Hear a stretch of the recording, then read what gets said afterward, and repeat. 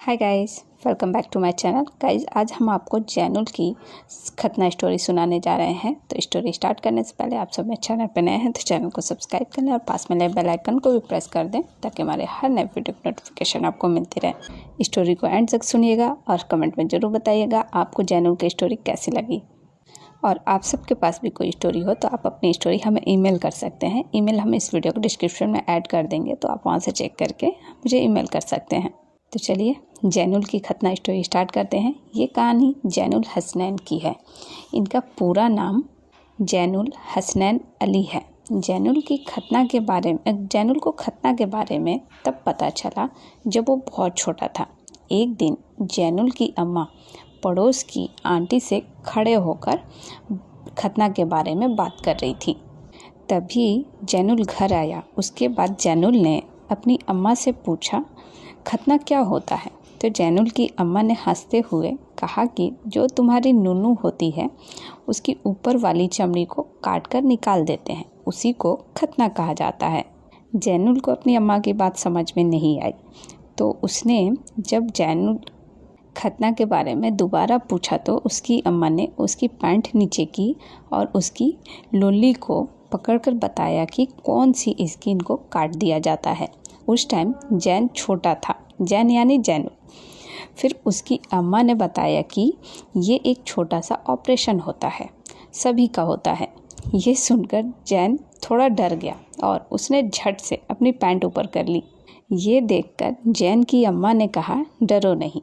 फिर थोड़ा अरसा गुजरा तो जैन की अम्मा ने एक दिन उसे स्कूल भेजते हुए बताया कि आज तुम्हारे छोटे भाई का खतना है। होना तो तुम्हारी थी लेकिन हो उसकी रही है और इसीलिए आज तुम्हें तुम्हारे मामू स्कूल लेने जाएंगे। फिर जब जैन अपने मामू के साथ घर वापस आया तो उसने देखा कि उसके छोटे भाई की शक्ल पूरी लाल हो गई है और वो अम्मा की गोद में लेटा था। फिर कुछ दिनों बाद जैन ने अपने भाई की खतना वाली पट्टी भी खोलते हुए देखा। तब से जैन ने ठान लिया था कि उसे खतना नहीं करानी है। फिर वक्त बीतता चला गया और जैन की खतना नहीं हुई। जैन की अम्मा पहले जैन के अब्बू से उसकी खतना कराने को कहती थी, लेकिन जैन के अब्बू मजाक में कहते थे कि इसका खतना हो चुका है। फिर जब जैन 10 साल का हो गया और उसकी नूनू भी बड़ी हो रही थी, तब जैन बहुत शरारती हो गया था।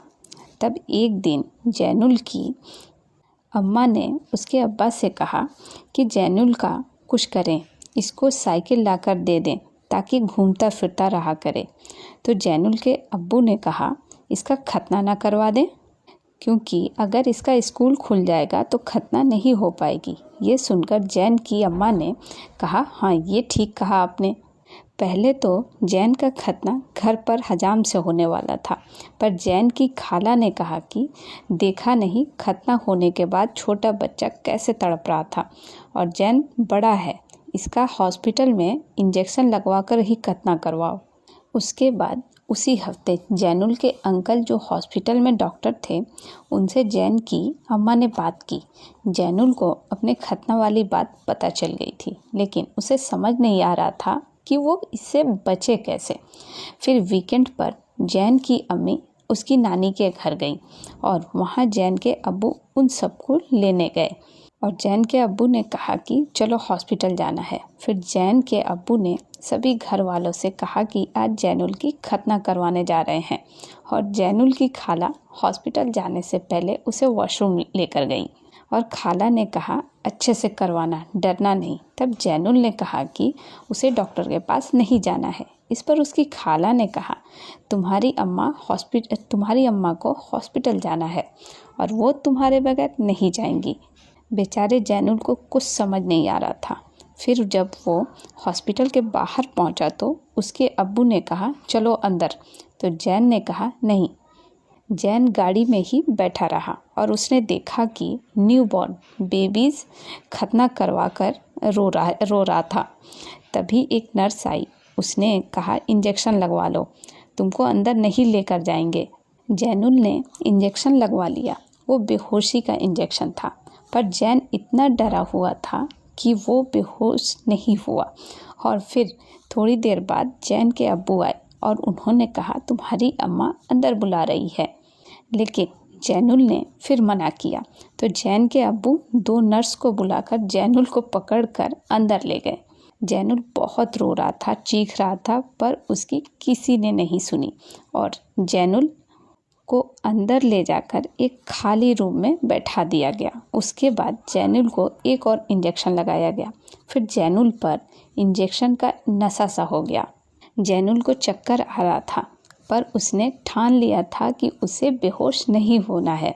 फिर जब दूसरे इंजेक्शन पर भी जैनुल बेहोश नहीं हुआ तो डॉक्टर अंकल ने कहा कि इसे ले आओ, इसका खतना कर देते हैं, ऐसे ही जैसे सबका हो रहा है। फिर नर्स जो है जैनुल को खतना वाले रूम में ले गई। वहाँ जैनुल को एक और इंजेक्शन लगाया गया, पर अब जैनुल रो रो कर थक गया था। फिर लेडी नर्स ने उसका पैंट उतारा तो जैन ने कहा नहीं मत उतारो।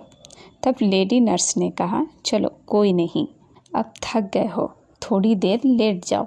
और जैसे ही जैनुल लेटा वो बेहोश हो गया। और जब जैनुल उठा तो उसके सामने उसकी नुनू दिखाई दी जिस पर पट्टी लगी हुई थी। और हॉस्पिटल में जैनुल की नानी, अम्मा, अब्बू, मामू वगैरह वहीं थे। फिर जैनुल को घर लेकर आया गया और फिर जब जैनुल की पट्टी हटी तो सबने देखा कि नुनू के नीचे टाँके लगे हुए हैं।